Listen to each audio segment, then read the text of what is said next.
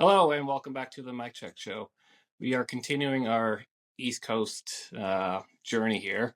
Instead of Ontario, we're going to New Brunswick to our very own Corey Lirette. How's it going, Mike?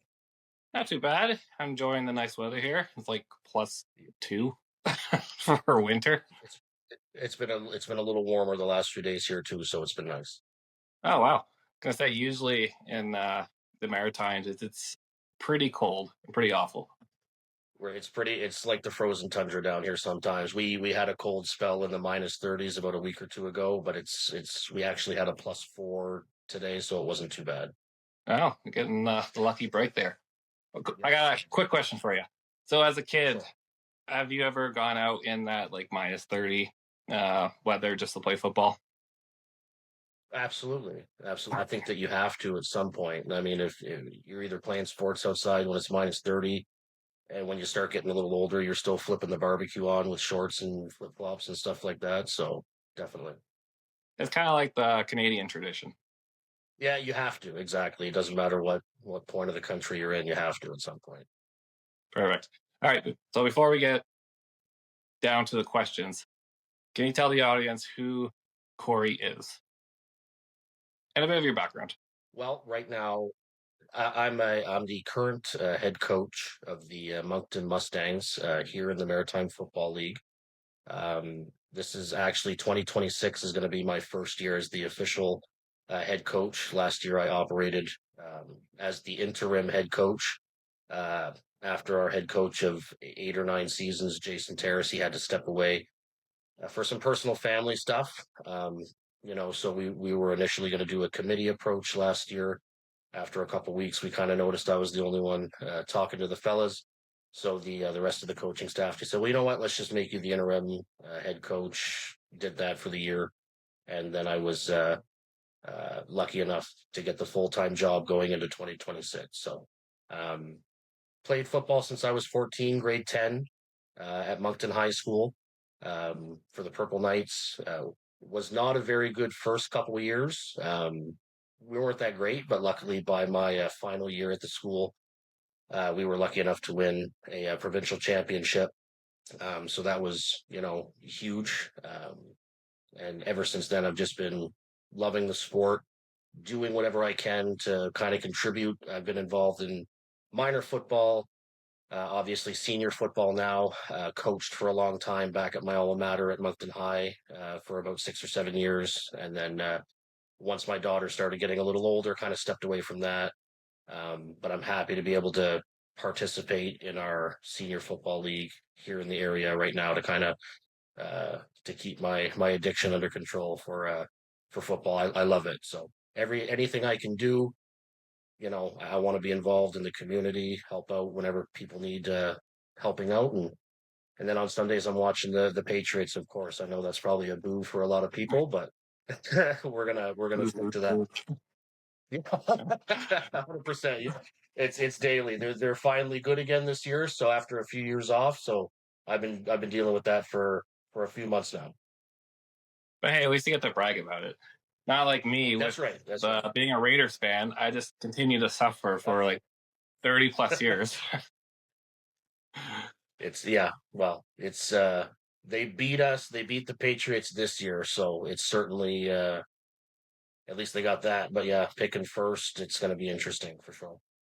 True. I'm hoping for Mendoza. But hey, at least we turned off. Fantastic last night. It was yeah. Oh, yeah. Them beating the brakes off of the Ducks. I did not see that coming. No, not at all. Pick six on the first play. That was wild. Yeah, no kidding. All right. So let's move along here. So the Maritimes Football League, of course, is a league in the Maritimes. For those who don't know, what is this league all about? So the Maritime Football League, as it is right now, it's probably very, very similar to the other senior football leagues that operate in Canada, the Alberta Football League, the Power Five, and then the NFC for a long time.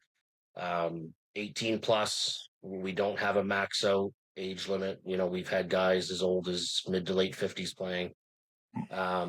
We're currently a 16 league. We are only operating with teams in New Brunswick and in Nova Scotia right now. In years past, we've had teams from Prince Edward Island, um, Newfoundland, Labrador. They're still very new to the sport. They put together some 6-man teams sometimes in exhibition tournaments, but they're not quite at the level where they can, operate senior football right now. So mainly it's just New Brunswick and Nova Scotia with the teams that we have. We have teams in St. John, New Brunswick, the Valley Razors, who are just adjacent to St. John, kind of operating out of the Quispamsis area. So 2 St. John area teams, 1 team out of Fredericton, New Brunswick, our team in Moncton, obviously. And then we have 2 teams operating out of Nova Scotia, 1 based more so in Dartmouth, the Nova Scotia Buccaneers, and then there's the Halifax Heat that play in the Halifax main area. So league's been around for a number of years. The league as it is now has been quote unquote coined the Maritime Football League since 2002. It was a combination of the New Brunswick Senior Football League and the Nova Scotia Senior Football League. They were kind of operating separately prior to that. And then when 2002 kind of rolled around, they said, well, let's just put all these teams together, make a Maritime Bowl out of it, declare a champion between the Maritimes. So they've been functioning in that way since 2002. And, it would be basically Nova Scotia versus New Brunswick for the longest time. Then they had a restructuring, I believe around 2007, where they would have an East and a West, kind of mix some teams up so that you're not always playing the same guys. And I think in 2008 was the point where we had the most teams in the Maritime Football League. We had about 10 teams operating. Some of them obviously were, if I'm not mistaken, we had 3 teams operating out of just St. John alone. Damn. So some people believe back then it kind of would water down the product, and there were some teams, some teams in some geographical areas would struggle, and then obviously some would be a little bit better. We had 2 teams in the Moncton area. One were the Moncton Marshals and the Riverview Mustangs. And then eventually, some of the lower end teams just kind of dropped off. They either joined other leagues, they ceased operations altogether. The Riverview Mustangs ended up moving to Moncton. They had nicer facilities. So now that's why we are the Moncton Mustangs. We do play 4-down football. I know that I don't know what it is in Alberta. I always get it confused if it's Alberta or Ontario that plays 4 downs. It's Ontario. It's Ontario. So we'd be similar to Ontario. We play 4-down football, but everything else is Canadian-based tackle rules football. And we have our Maritime Bowl every year. We currently operate. Typically, week 1 is the first week of May, and we will play our season right until the end of June. We try to finish before Canada Day.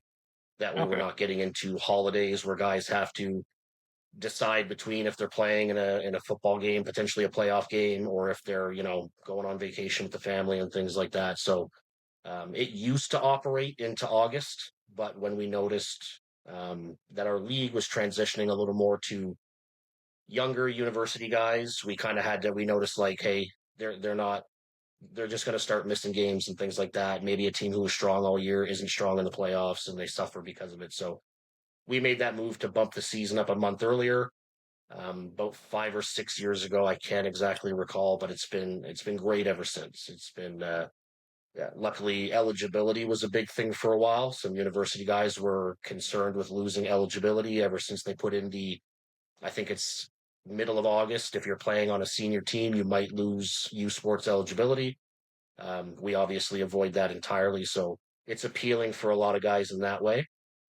And aside from that, we just, all the teams operate differently. So some teams operate, everyone's looking to win a championship, but there are some teams that operate as an opportunity to just play football with guys they played football with for a long time. Some teams are taking, player development very seriously, depending on what your team looks like, the makeup of your team, and everything in between. So Um, it's a great league that I'm fortunate that we have around for guys of that age group. That's awesome. It's pretty cool. Well, pretty interesting to hear that some university guys will play for the senior league, then play ball in Mhm. like for school. Because I never Right. thought, well, out here that won't happen because guys all Mhm. in for university or all in senior or juniors, but to mix both is pretty cool. It was something that and, you know, I'll say now, like, I have to speak from experience with the Moncton Mustangs and how we kind of operate and do things, like what our expectations are, what we've come to notice, you know, over the last handful of years, and how we kind of, you know, do business, quote unquote. And it was that, you know, as guys get older, you know, you think the older you get, the better you should get. You get stronger, that, you know, man strength, some of the guys like to call it. And it is true. But, you know, as guys get older, they also tend to end up on IR maybe a little more often. And, you know, we as the Mustangs kind of had to look at how, you know, what exactly do we want to accomplish in the season? And we noticed that in order to be successful, we needed that mix of university guys. And it certainly is not easy to get them. Um, you know, we have to do, I wouldn't say jumping through hoops, but there just has to be a lot of honest communication. We go out of our way to try to communicate with the local, you know, especially the local universities, Mount Allison University, St. Mary's, Acadia, St. FX. You know, we try to make sure that we have conversations as often as we can with their staffs, or at least through the player to the staffs, like, hey, this guy may not necessarily be a starter yet. He may not even be a second stringer, but, you know, we think he'd benefit from playing some summer football. And as long as you're okay with it, we'd like to have them. And, you know, as long as we're doing right by them, more often than not, the universities are okay with us, you know, with I wouldn't say a set of rules or restrictions, but just, you know, let's be smart. If a guy's practicing to be a defensive lineman, well, don't take him and try and turn him into a tight end. And, you know, just things like that, courtesy things, do things that will benefit the kids, to make sure that they're successful when they go back to university. And once we kind of clicked in on that, it was, you know, the ball just started rolling, and we've been successful with that type of model for a number of years now. And the biggest thing is just communication. You know, if we're all on the same page, there's typically no problems. And sometimes guys that we might have for 2 or 3 years, they're getting ready to go into their senior season, they'll reach out to us and say, hey, look, I want to be healthy for my senior season. I think I have a shot to be a starter, maybe a captain. You know, of course, that's what's most important. We say, you know, this is on us to figure out. You go enjoy your time at university, obviously. Oh, that's cool. Maybe that type of model can shift to Ontario or Alberta, but that'll definitely take a lot Mhm. of convincing to do. But I like that idea. It's pretty cool. Yeah. All right. So, of course, the Maritimes, they don't have a CFL team. Does this help you guys get more people to come to the games? I would honestly I'd like to hope that it does. I certainly would like to hope that it does. But what's weird down here is it's such a hockey driven community. You Mm. know, a lot of great athletes come out of the hockey programs down here. And it's not to say that football isn't enjoyable here. It's just it's not everyone's first go to. And, you know, back when I played in high school, let's just say, you know, circa 2006, 7, 8, and 9, recruiting wasn't really a big thing. Like, you might get a couple guys from Mount Allison coming to a game, but that's just because Mount Allison University is 25 minutes down the road. You know, typically wouldn't see many guys from the other three Nova Scotia schools, Acadia, SMU, and X. And it just, you know, there was internet, but kind of not really. And tapes, you know, kids didn't really have highlight tapes or the means to make highlight tapes. So it was like, well, you know, football, it's just, if you're going to want to go play, it's because you're going to go try out, you know, you're going to go walk on, you're going to send in a little bit of snippet of tape that you might be able to make and fire it off to them, and things like that. So it's changed over the years. We had the high school provincial championship in November. There were, scouts from Carleton, Western. I might have seen a Calgary Dinos guy hanging out watching the game, which I thought was really, really cool from the other side of the country. Um, and just things like that. So it's certainly improved. I would like to think that, without a CFL team around, that people are at least, using the Maritime Football League as their fix, but certainly a large portion of our audience is, friends, family, and partners of players and things like that. Like the same people who've been watching their people play for years. And we obviously love their support. Um, we in Moncton have been trying to find ways to up that interest. And, we've done some good things, some fundraising, some donations and things like that over the years. But it's not as big as I would like it to be, at least in my opinion. I wish that I think that's it speaks to why there might not be a CFL team here yet. Like they've tried for years just to call it the Maritime team, or instead of basing it specifically in Halifax, Nova Scotia or New Brunswick only, they just kind of call it the Maritime, whatever they decide. But even that's just kind of, well, they speak about it for a year or two and then it kind of goes on the back burner. So it's it's a sport I would love to see grow in terms of entertainment value on the East Coast. It's just we're not quite there yet, at least how I feel. Okay. Well, hopefully, this is a wild idea, but maybe the CFL can invest into you guys, which would maybe get the community going for football, which would lead to a CFL team. But who knows? Who knows? It would be awesome. Who knows? Yeah, absolutely. I believe I watched one of your podcasts when you had, I think he was the commissioner of the Ontario League, and he was talking about how his Sudbury team was essentially corporately owned, and it's like that'd be awesome. We have the Irvings down here on the East Coast. If the Irvings would love to take, control of the Mustangs and pump some money into it and things like that, I'd be all for that. And just kind of let the coaching staff and recruiting departments do their thing and operate from there. But yeah, it would be cool for that to happen. Yeah, hint, hint, rings. uh, anyways, If I didn't lay it on thick enough. Exactly. So some technical difficulties as usual with this, but anyways, so what have some struggles you guys have faced for the Maritime Leagues? So as I was saying, basically our biggest struggle, at least from my point of view, for the Maritime Football League, is just we don't have the financial commitments that we would like, especially towards the league overall. Um, Out of the 6 teams that operate, there are some with better corporate style sponsors than others, that obviously help with their day to day and running their seasons.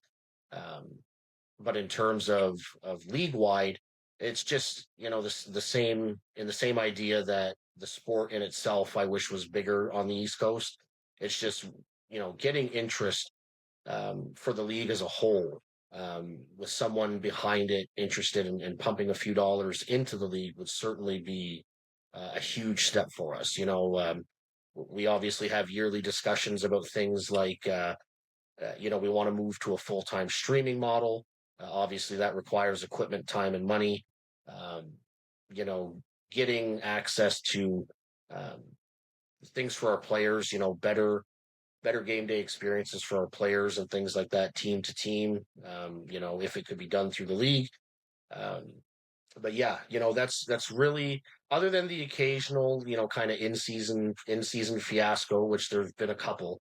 Um, Really just overall league, just wishing we could have some sort of corporate level sponsor essentially willing to just pump some money into it to kind of see where it goes, see, come up with a model, see what kind of benefits everybody across the board, make it more accessible, and obviously just promote the heck out of it. It would be something huge for the league from my point of view.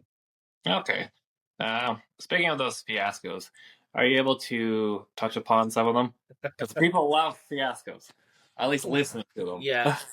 Yeah, it's what's interesting is that the two biggest that come to mind immediately are because they happened against the Moncton Mustangs. And like, I don't want to spend a lot of time on this because eventually someone's going to watch this and be like, oh my God, he's still talking about it. Yeah, well, you know what? You asked the question, I'm going to answer it. And, um, back in 2011, we had a situation where, um, the Mustangs had just completed their four-peat, four straight championships from '07 to 2010. They were looking for their league most fifth championship at the time. And I believe that year that they were playing the Dartmouth Knights. I actually wasn't a part of that team that year, but they were playing the Dartmouth Knights in the Maritime Bowl Championship, Maritime Bowl, and I think it was on a last second field goal attempt. The Mustangs kicker kind of banged it off the upright. Game over. Lose by a point or two or by a field goal, whatever the final score was. Hand the trophy over to Dartmouth, and then next thing you know, a couple weeks go by, we come to find out that the team hadn't paid the entirety of their league dues. Oh, They still owed the league about $2,000 for insurance purposes, officials, things like that. And basically someone came down and said, well, just pay us the $2,000, pay us $2,000. Nothing happens. Like, it's okay. Like, we're not. And they literally just said, well, we're not going to pay you the $2,000. Like, we don't have it. We're not paying it to you. We're the champs. And they're like, well, no, now officially, no, you're not. And, they went and took the trophy back, took back the banner, declared no winner. Um, and then, of course, recently we had not the same issue, but in 2024, when the Mustangs were in the Maritime Championship, this time against the Nova Scotia Buccaneers, who had won the 2023 Maritime Championship against us. They threw a last-second Hail Mary. They scored, no time on the clock to take a 1-point lead. It broke our three-peat streak. Fantastic game by them. Awesome play. They had the league MVP that year. He was lights out. You couldn't even be mad at it. Like, that was football. That was football at its finest. And then the following year in 2024, we, match up with the Buccaneers yet again. And in that game, it's, shootout. Back and forth. Every possession was a score. The game finished, I want to say 49-48 in favor of the Buccaneers. Obviously, second year in a row we lose, heartbroken, but just you can't fault guys for playing good football, and that's exactly what they did.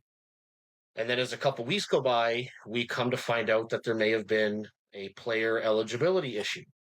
oh, And then we start digging into, well, what exactly does this mean? And in our league, we require, I want to say that year it was a 1 game to be eligible for playoffs out of our 6-game regular season.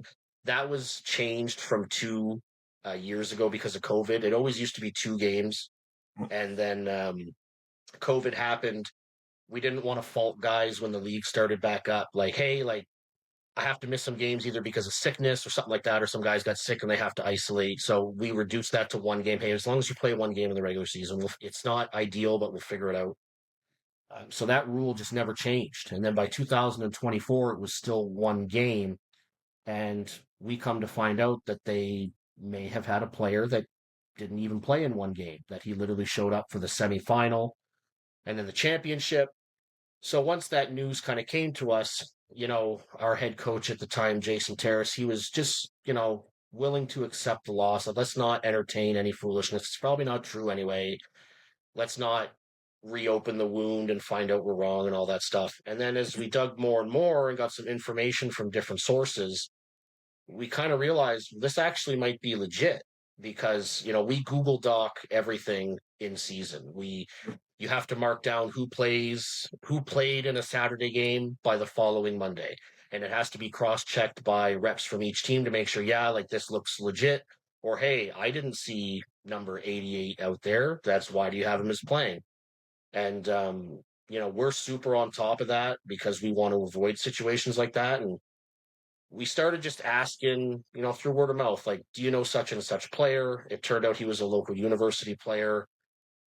someone kind of let slip that, yeah, he actually was not there. Like, I know for a fact that he was not there because the one game they have him listed at, he was either on vacation or he just didn't even go. Mm. And then there was a whole back and forth with the Buccaneers executive about how, um, it's not true. We can prove it on film. He was there. And then all of a sudden we start looking on film. Well, no, he's not actually. Like, there were issues with jersey numbers. What was actually the right jersey number that he was wearing versus what they thought he was wearing. And then we even had to go so far as to message the coach and some guys from the team that they had played against that said he was there, for them to say, well, no, we know who he is, and he was not here on that day. Like, we know Oh, for a fact he did not make the trip to our home game on that day. mm. And then basically we said, well, this is your opportunity to prove that we're wrong, because we kind of have, like, without a doubt, we know that he wasn't there. And it just kind of turned into, yeah, like, no real admission, but yeah, okay, like, take the banner, take the trophy, another forfeiture, no champion declared, and things like that. So, um, certainly not what we want to see when we're, spending, upwards potentially of $40,000 a year to run football programs, but they happen. We just try to make sure that we have a process in place to address when it happens and try to avoid things like that in the future for sure. Okay. Oh, damn. Yeah, because you don't want, like, you have a great season, then it for it to end with, oh, they're ineligible, is pretty much nothing. Exactly. It makes Yeah. you wonder why, you had all your guys pay team fees. Why did you practice? Why did you, do all these things? Pay for your venues and your facilities, and just to kind of find out, well, it didn't matter at all. Yeah, exactly. Alrighty. So, to go on a more uplifting note, what improvements have you seen in the league so far? Well, the league had its AGM in November, and though we're not moving to a full streaming platform, well, we're not quite there yet. We're going to have hopefully for 2026, excuse me, a dedicated Maritime Football League YouTube page where, we use Quick Cut. We don't use Huddle. I don't know if you guys use Huddle or if you use any film apps out there, but Here's we how. use Quick Cut and Huddle. Yeah. So we have a league format on Quick Cut where obviously game films available immediately. And we're going to start a process where we can have a YouTube channel available to, every team will upload every Sunday after a Saturday game. The game, whoever the home team is, has to upload the game to the YouTube channel, promote it on their socials, try and get some views and things like that, encourage people to come out and, and watch in person. But not everyone can do that. So if what you're doing is sitting home and watching the game the next day, that's awesome too. Like, we'll take any sort of exposure or anything that we can get, and with the goal to eventually move to announcers and actual live streaming. I think that this is a great start. um, and aside from that, just making sure the league is viable. Like, I've been involved in seasons where some teams lose every game by 70, and you don't want to see that. And it's just making sure everyone's a little more on par, a little bit more parity, making sure everyone's comfortable, making sure no one's struggling. Obviously, we know that that's up to each and every team, responsibility themselves. But obviously, as a league, the league wants to make sure that there's no one showing up with spray painted T-shirts as jerseys and things like that to play football games, and which has happened. It has Oh, happened in the Maritime Football League. So we want to avoid that for the future, and just making sure we have a viable, respectable product to put on the field for the people to enjoy. Obviously, we try to do our best with game day experience from a player's point of view as well. Obviously, speaking solely for Moncton, we like to think that we put together some of the best some of the best things that players can enjoy around here, even on par with university programs. Guys don't worry about their uniforms. We take them, wash them, hang them up. We provide them great, physio services and things like that. And we're hopeful that, other teams have seen that and want to start emulating that, which will then improve the quality of the league as well. Um, but yeah, just making sure we have a good product for the fans basically is what we're trying to do. And I think we're taking steps every year to kind of do that. That's awesome. Yeah, hopefully you guys can actually get to upload the games because I love football. I'll watch anything, Yeah. no matter what it is, what time. Just love the game. So I would love to watch you guys play and for the growth of your league. Um, of course, expansion's kind of tough because starting up is a lot of money and stuff like that. I know there isn't a team in Quebec. Do you think it would be possible for a Quebec team to enter into the Maritime League? So what's actually interesting is that Quebec operated with their own entire league Oh, pre-COVID. They actually operated with the LFS. I think it was called the LFS 12. Don't ask me what it is in French, the acronym stands for, but I think it was called the LFS 12. They operated in Quebec. And what's interesting, and you'll probably laugh at this, my introduction to the Alberta Football League, the OP5/NFC, and then as well the LFS 12 is all through Dave Cuthbertson. Uh, I know. he's participated. He's participated in pretty much every league in North America, Uh-huh. and he came down here for a year, played for us in 2019. Fortunate to win a championship with him on the squad, of course, and ever since then, he's been in every other league, basically operating in Canada. So he actually played prior to COVID in that LFS 12 league for one of the teams. So a handful of us got together, watched those games. It was interesting stuff. It was good quality football. But once COVID happened, there was just no interest to get them back. So a team in Quebec for us, I can't really see it simply because it is I want to say a 9 to 10 hour drive maybe, and which I know coming from me sounds weird because there are teams in Ontario that's the norm. Like Oh yeah. they do that on a weekly basis sometimes. So I don't want to sound like I'm complaining or saying that that's too much, but we're more akin to, if St. John has to travel to Halifax, it's a 5 hour trip and that's the absolute most. Uh-huh. We're fortunate that we're in the center, so it's either an hour and a half, 2 hours to St. John and Fredericton, or it's about two and a half, 2 hours and 45 to Halifax. So like we're fortunate for that. I certainly wouldn't like having to drive 5.5 hours to a game, but then you hear about the OP5, some of those teams that have to drive 9 hours. I'm not sure what the longest commute is in Alberta. If you happen Uh, to know off the top of your head. it's about 7 to 8 hours. That's wild. That's some serious commitment. That's crazy. Yeah, we love the game. So yeah, absolutely. And when you love something, you're going to do everything you can to make it happen. So really respect that. That's super cool. But just for us, like I've said, exposure around here is not fantastic, and interest could definitely be higher. So would we ever decline a Quebec team? Well, it's not that we decline. It's just would it be viable first and foremost, and then kind of go from there. But 9 hour drives. Uh, whether you're carpooling, whether you have the funds to take a charter, hotels and things like that, I'd start to think that hotels kind of have to be a discussion when you're driving that far, depending on how it works out, the logistics of it. But for right now, we're essentially looking a little more local, between the three to four main maritime provinces. Okay, that's fair. Um, so with talks of other leagues and stuff like that, of course, the AFC and the NFC play each other for a national championship game. I know the Power Five are not a part of that, but is there something where you guys could play them for like I don't even know what to call it, but just like a championship?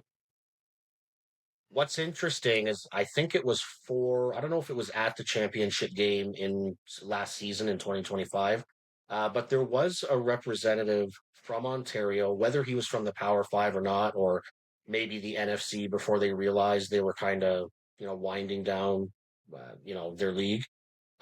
There has been discussion. There's been talks. There's been talks with our former president, Josh Dickinson, who was at obviously at the game, doing the logistics work. Someone who works with football in Ontario showed up to the game. They had a discussion, talks about even if it's just an exhibition to start to see how things go. It's certainly always it'd be super cool to play anybody other than the guys you've always been playing. Oh, yeah. But in the same vein as what I've kind of talked about already for a few other things, it honestly all comes down to finances. And while I know there are teams that operate with a much higher financial budget, in Ontario, I obviously see the Calgary Gators doing a ton of awesome stuff, like going to Europe and stuff like that. That's crazy. That's awesome. Oh, yeah.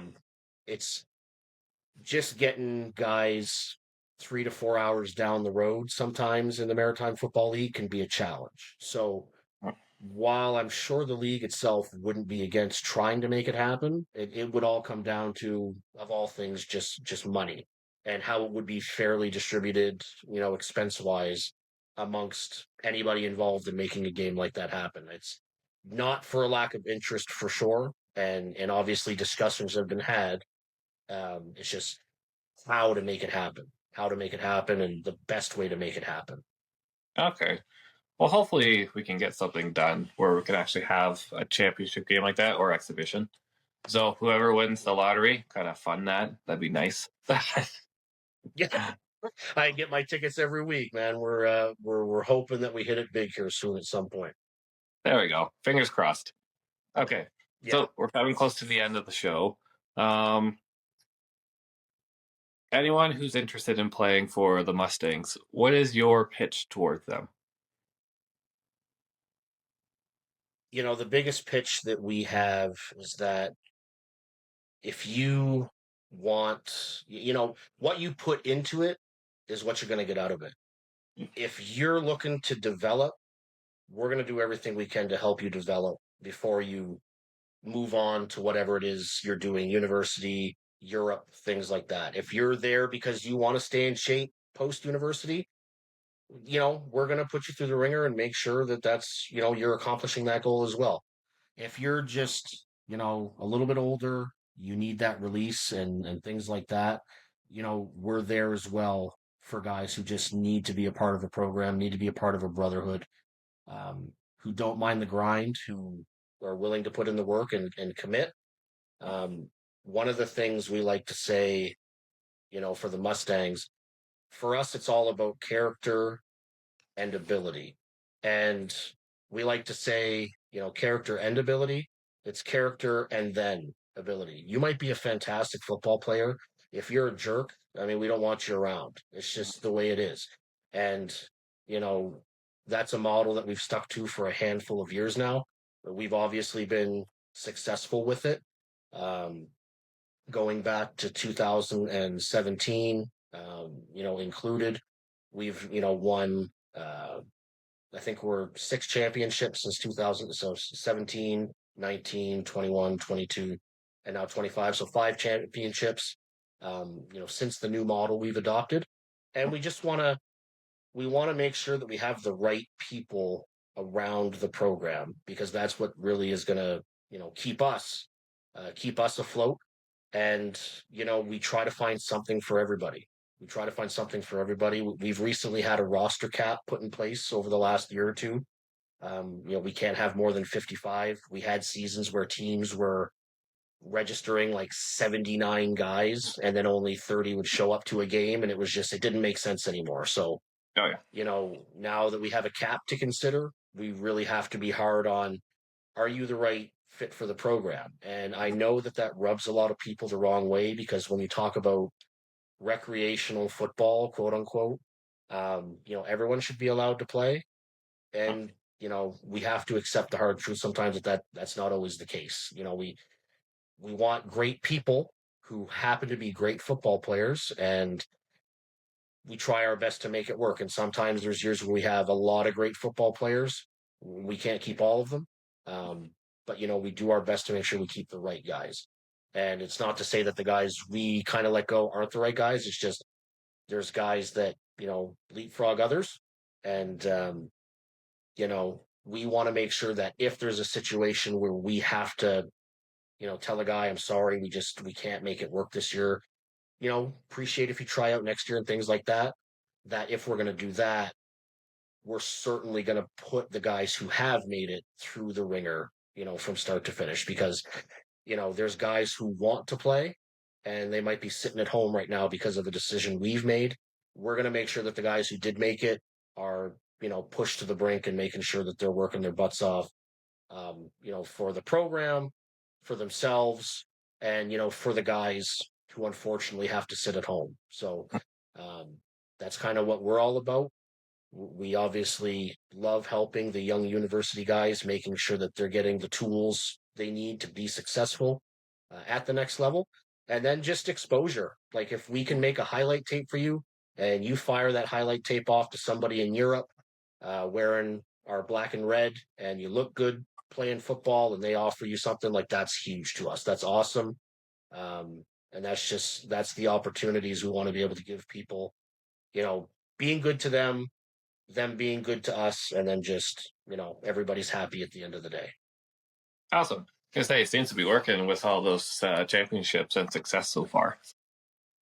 Yeah, it's a year to year. It's definitely a grind year to year, but we are super fortunate that we have not only a core staff of coaches that absolutely love this, we have our core group of guys who love it as well as players, and it's, there's no one man show for us, and kids see that. They may have been the best player on their high school teams. They might be a pretty good player going into university. They see some of these even better players putting the team first, culture first. It starts to stick with them. You see how those things change and how they kind of love, wearing our jersey, supporting Moncton on their back. And it's, word of mouth is a powerful thing. And, years ago when we struggled to get some top talent, we changed how we do business. All of a sudden, playing football in Moncton's fun. They start telling their buddies, and now it kind of becomes a little bit of a goal. Kids are excited to come out and play for the city, and that's awesome for us. Perfect. All right, Corey. Thank you for coming on to the show. Now, with how I do my show now, I like to have the guests do the outro. Are you familiar with it? You know what? I haven't made right to the very end for a lot of them, but if you want to help me through it, I definitely don't mind. That's okay. I had to do this every time. There's no offense to me.